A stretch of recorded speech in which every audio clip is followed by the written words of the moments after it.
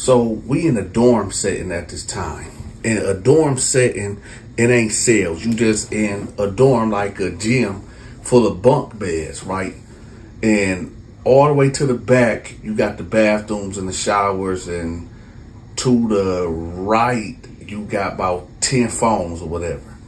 Now, I'm laying the blacks, it's kind of separated. You got the blacks over here in the upper right corner. You got the whites over here in the back left by the toilets. You got like the Mexicans and the Native Americans. It's like in the middle in the upper left side or whatever. So I hear this commotion going on or whatever by the phones. And I hear a white boy say the N-word. And I'm like, I'm laying there and I'm like, what? And I heard it again. He was like, man, shut the fuck N-word. I said, oh no. So when I hear that, I instantly jump up and I'm trying to see what's going on. Right? So apparently this white dude named Paul, I guess he from Minnesota or whatever, and he's a blood gang member or whatever. And the bloods that's here in this tank, in this dorm or whatever, ain't respecting his blood, and right? They don't respect white blood. They don't believe you can be white and be a blood or whatever, especially from Minnesota. They weren't respecting it. And I guess they had some words or whatever, and they basically told him he can't claim blood. So I'm like, oh, okay, so that's what's going on. So I get back in my bed, because it ain't none of my business, right? So nevertheless, you know, they carrying on. And I hear one of them say, well, let's go to the bathroom. So Paul like, I bet. Now, there's one thing that I know for a fact. Now I know for 100% fact. These bloods don't fight fair. You ain't getting no one-on-one. It's always gonna be a jump. They don't believe in one-on-ones. Now, do that make them punks and cowards? Not necessarily, because I knew some of these guys had hands for real. But I guess in their literature or their commandments or whatever they stuff is, one of the things is if you are op or enemy or whatever, everybody getting in. It ain't no one-on-one fights, whatever. But what was odd about this to me was like, well, dude ain't really a op. He's a blood, I guess. But so I wonder how this gonna turn out. So me being nosy, I gets up and I head over there because I want to see what's going on, right? And I know some of y'all gonna be like, well, Dante, I thought you supposed to mind your own business in prison. Yeah, you supposed to mind your own business, but who really does that? Nobody at all. But anyway, so I get up and I head over there acting like I'm about to use a bathroom, whatever. And it's 3 bloods in there. Now, in this tank, it was maybe 12 bloods up in here, including a white boy Paul. So you got 3 bloods in there and you got white boy Paul in there. And he like, what's up? So the first black dude run at Paul. Paul actually dropped him. Boom. Hit him dead square in the jaw. Now listen, Dante is a fighter. No, I'm not trained in any type of discipline. I don't know jiu-jitsu. I don't know how to box. I don't know how to do kung fu. None of that stuff, but I'm a fighter. Like, well, I'm gonna say I used to be a fighter, because right now I'm just a slouch, right? But back then I was a fighter, and the way Paul hit him in the jaw, it was like so clean, like boom, and the dude dropped, like buckled immediately, hit the ground, right? And so the other 2 bloods ran at him, just took off on him. Now, when you fighting 2-3 people, you're not going to really win that unless you knock somebody out or you really like that, right? Now, I don't know, the first guy that Paul hit was a one-off, but now it look even because And Paul ain't really even a big guy. Paul may be like 5'8", 5'9", maybe a good 190, maybe even 200. Like he kind of husky and fat a little bit, but he ain't a small dude at all. But he ain't no muscular white boy neither. So they banging out, and when you got two guys fighting or whatever, fatigue and you get tired quick or whatever. So eventually, because at first they was trading blows at first. But then he kind of like balled up, and they just got to punching on him, boom, boom, boom, boom, and kneeing him in his ribs. And he finally was like, all right, that's enough, that's it, that's up. Y'all got it. He's like, what? And they commenced to kept hitting him, boom, and like harder. So he hit, I don't know, maybe the liver shot or whatever, but he hit the floor. And he curled up, and they just got to kicking him harder and harder, like stumping him, hitting him really hard. So I kind of felt bad, like, hold on, man, they gonna kill this white boy.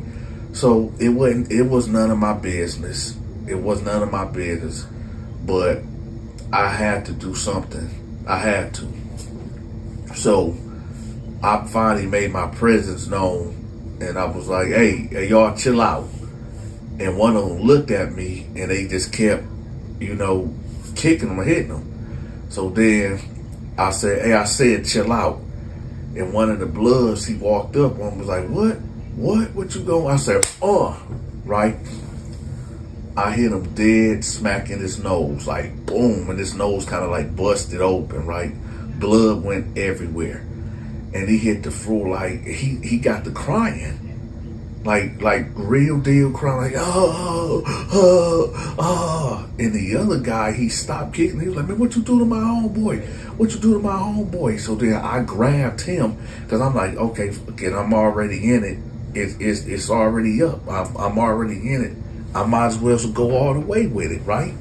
So I grabbed him by his neck. I put both of my hands around his neck, whatever, and I squeezed, because I said, you know what, forget it.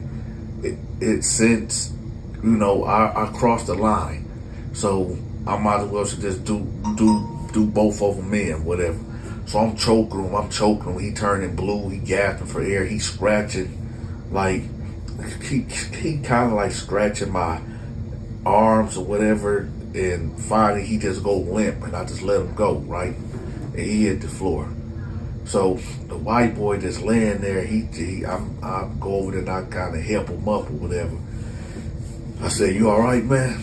He was like, yeah, man, but you shouldn't have done that. You should have never done that, man. This blood business. So I said, what you mean? He was like, no, man, you should never did that, man. No, you should never did that. So I felt some type of way, y'all. I ain't gonna lie, I felt some type of way. But then I realized, like, the danger that I just put myself in. So I said, you know what? Nah. I assessed the situation, and I was like, you know what? Nah, I'm not. I ain't going out like that. So I just uppercut the fuck out the white boy. Boom! Right? I uppercutted him. And he just fell back instantly, went to sleep, right? So you got the first, where you got the second blood I choked out. When I put both of my arms around his neck, choked him out, he went to sleep. I had to knock out the white boy, uppercutted him, he went to sleep. And then you got this black dude holding his face, because I done bust his nose open, and he over here sobbing and crying. And I tell him, like, listen, if you tell anybody what I did in here today, I'm gonna kill you. He was like, come on, man, don't hurt me. I said, you understand me? I said, so at this time, I grabbed his right arm, right? I grabbed his right arm, and I move it back, so now you can see his nose, and it's like, you can see his bone or whatever. So I stick my thumb in his nose, and he's screaming, but I got my left hand over his mouth, so it's muffled. So I'm digging in his nose. I'm telling like, yeah, motherfucker, if you tell anybody what I did, I'm gonna kill you, right? So he's screaming. I let him go, right? But I kept my hand over his mouth, because he would have been, dude had to be in excruciating pain. of what I did to him. So I finally let him go, and he just laying there. He's like, I won't say nothing. I won't say nothing. Don't hurt me. So I get up, and I cut the shower on, right? And I rinse myself off a little bit. I ain't all the way in the shower, whatever. But I'm just rinsing myself off, getting the blood off my hands and stuff, whatever. So then I leave out, and I'm looking around, right? Now, where I slept at, now, remember I said it's like, it's segregated up in here. Now, because they Bloods or whatever, they still in the black section, all right? And I quickly realized, like, it was maybe 4 rows away from me, there's the Blood section of the black section of this dorm or whatever. So I'm like, nah, yeah, I'm gonna have to go ahead. I'm gonna have to check it in. I'm gonna have to go ahead and check in, right? Because I'm not about to sleep around these dudes. So I know they gonna tell or whatever. So maybe about 3 minutes ago by, I'm sitting in my bunk, and somebody come out the bathroom like, help, man, there's something crazy going on. So everybody getting up. Remember now, where the deputies, they got a desk right by the door that they sit at. It's inside the dorm, whatever. So they look in, and they're like, man, what's going on? So they get up and they walking towards the bathroom or whatever. And they go in there, right? And they tell everybody, hey, y'all break it up, man. Y'all get out of here, man. Y'all, everybody go to your bunks. Go to your bunks, right? Now, this is protocol right here, where I'm about to tell y'all how they do things in this unit whenever something crazy happens, whatever. What they do is, well, I'll tell y'all that in a minute. It's finna come up real quick, real soon. So they go in there, they assess the situation, they call for backup. You know, they got the medic come in, they got the stretcher, they carrying them out, whatever, right? They tell everybody that y'all got to strip naked. That's protocol. Whenever they about to do a mass shakedown or try to figure out what's going on for their protection, that's what they say. For their protection, everybody have to strip naked. So they tell me, y'all know the deal, come on. Y'all get against the wall, right? So everybody sitting there butt naked. We all got to take our clothes off or whatever. And we got to line up against the wall or whatever in rows of 3s or whatever. And they got to sit down Indian style, right? So we all sitting there naked or whatever. And the captain come in there and he like, who did it? Who did it? Right? And everybody looking around like, did what? Like, man, what's going on? Like, who attacked them in the bathroom? Who attacked them 3 Bloods in the bathroom or whatever? So everybody confused, like, but like, what? That's what happened? Some Bloods got attacked or whatever? This is why? So then, Paul, as he's walking out, right, with 2 of the guards or whatever, he looks right at me, and he like, he did it. And he's pointing over there in my area. He did it. Right now, remember y'all, we in the rows of 3, so the guards don't know exactly who he pointing at. So they like, who you talking about? Who like, him, he did, him right there, he did it. Right? So they zoom in on me, and they like, come on, let's go. So I stand up or whatever, and you know, they just grab me. And they muscle me out of there. Now, when you get put out of there and they want to interrogate you or investigate you, whatever, they put you in this cage. This cage ain't nothing but maybe 5'11", maybe 6 foot cage. It ain't much room in it at all, right? So they got me in this cage and I'm naked, right? And they like, so what happened? I'm like, I don't know what y'all talking about. They like, what did you do to them in that bathroom? I said, I ain't do shit to them. I don't even know who that is. So they like, so are you a Crip? Are you a gangster disciple? What are you? I'm like, I'm not nothing, man. They were like, so the white boy just lied on you, huh? I'm like, I don't know that guy, right? And I don't know why would he trying to involve me in something. Maybe he trying to use me as a scapegoat. Now, listen, y'all, there's no cameras in this dormitory. And, of course, there's no cameras in the bathroom. So they just got to take his word.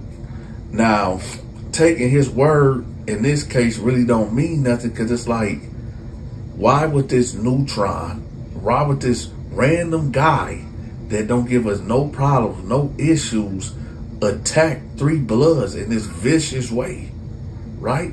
So it's not making sense to them at all. So they like, you know what?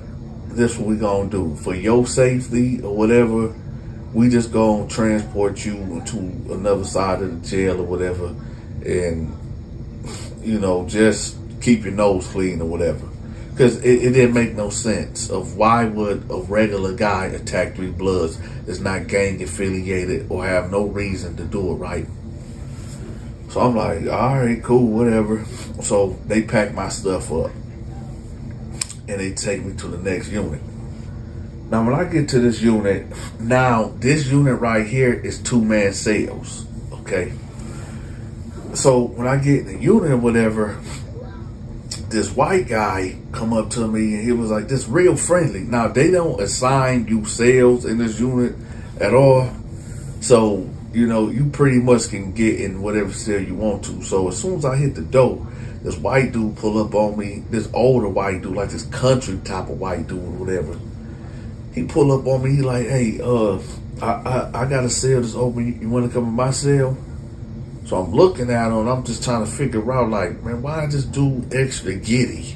You know what I'm talking about? Like, why is this dude extra? Why he want me in his cell so bad or whatever, right?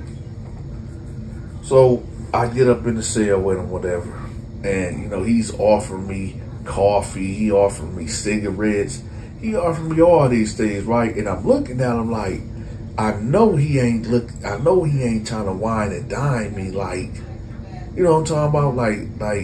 Like I'm his girl, like he trying to, you know what I'm talking about? Trying to push up on me or whatever. So I'm thinking to myself, you know what? Whatever this white boy got going on, I'm gonna follow the program, but then I'm gonna flip it on him if he try to try anything, right? What I did not know, this white dude that pulled up on me, they call him Crazy K. Crazy K. And he earned every bit of that Crazy K name. So I'm eating a chili cook-up, right? I watched him make it. I watched him make it, y'all. So it wasn't no funny business. He didn't add no extra ingredients. So I'm eating this thing, right? Killing this chili cook-up with the saltine crackers or whatever. It was probably 1 o'clock in the morning, y'all. 1 o'clock in the morning. Every guy that been to prison before, they always had that one moment of what the F am I doing here? Why am I here for? I'm not gonna commit another crime ever again. We all had them type of moments. Well, this was my day of reckoning. So it's late, and I'm laying down. I'm knocked out, right? And in prison, you never supposed to be knocked out at all, ever. Now remember, y'all, this is in my early bid. My early bid. This is still county jail right here. I'm not in prison. It's county jail. So I'm laying there and I'm asleep because I'm like, man, this white boy ain't no threat or whatever. I feel something wet, like a little splash. I'm like, what the? So then I smell something like a chemical. So I'm like, what the fuck is that? So I open my eyes and the white boy got a water bottle. I thought it was piss at first because it was like a yellowish looking thing.